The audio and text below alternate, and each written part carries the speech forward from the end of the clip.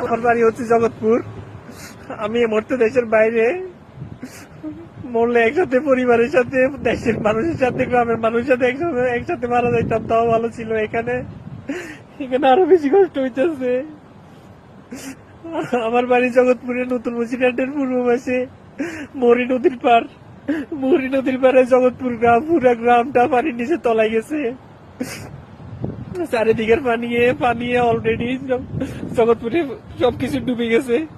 আমাদের এলাকার দোতলা বাড়ি পর্যন্ত ডুবে গেছে। স্কুল কলেজ, স্কুলের ভিতরে যারা যারা অবস্থান করতেছিল তারা অলরেডি কান্নাকাটি শুরু করছে। দোতলা থেকে 3 তলা ছাদের উপরে চলে গেছে। এর মাঝে আবার প্রচুর পরিমাণে বৃষ্টি হইতেছে।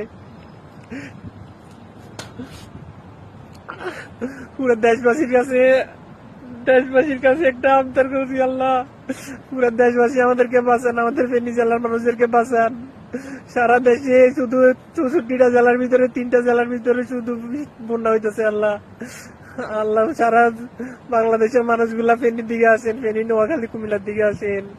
অবস্থা খুবই খারাপ। প্রত্যেক চোখের সামনে একটা একটা করে লাশ হইবো, একটা একটা করে পানিতে বাসাই দিব। কারণে যে কেউ ধরে রাখবো, কারে কে বাঁচাইবো আল্লাহ জানে, এক আল্লাহ জানে। ছোট ছোট বাচ্চা আছে আমাদের বাড়িতে, প্রায় 150-200 লোকের মতো মানুষ। 2টা ঘরের ভিতরে, দোতলা 2টা ঘরের ভিতরে আছে। সবাই অবস্থা খারাপ। অলরেডি 1 তলায় পানি উঠে গেছে, এখন 2 তলা অবস্থান করতেছে। সেখানে নাকি পানি উঠেছে, কারোর সাথে কোনো যোগাযোগ পাই না, হঠাৎ যোগাযোগ পাই। আমাদের গ্রামকে বাঁচান, আমাদের ফুলগাজী, পরশুরাম, পুরা ফেনী জেলাকে বাঁচান। আমি সারা বাংলাদেশের মানুষদের কাছে হাত জোর করতেছি, আল্লাহ সবার আপনাদের পা ছুঁয়ে বলতেছি, আল্লাহ আপনি আরো সবাই আমাদেরকে বাঁচান। আমরা বাইরে দেশে পড়ে আছি, আমরা না পারতেছি পরিবারের সাথে থাকতে, না পারতেছি কাউকে হেল্প করতে।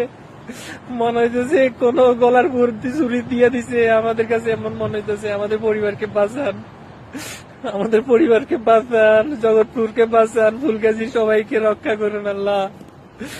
আমাদের নদীর পাড়ে জগৎপুরের দিকে সবচেয়ে বেশি অবস্থা খারাপ, জগৎপুরের দক্ষিণ পাশে অবস্থা বেশি খারাপ। আমাদেরকে বাঁচান। সারা বাংলাদেশের মানুষ আসেন,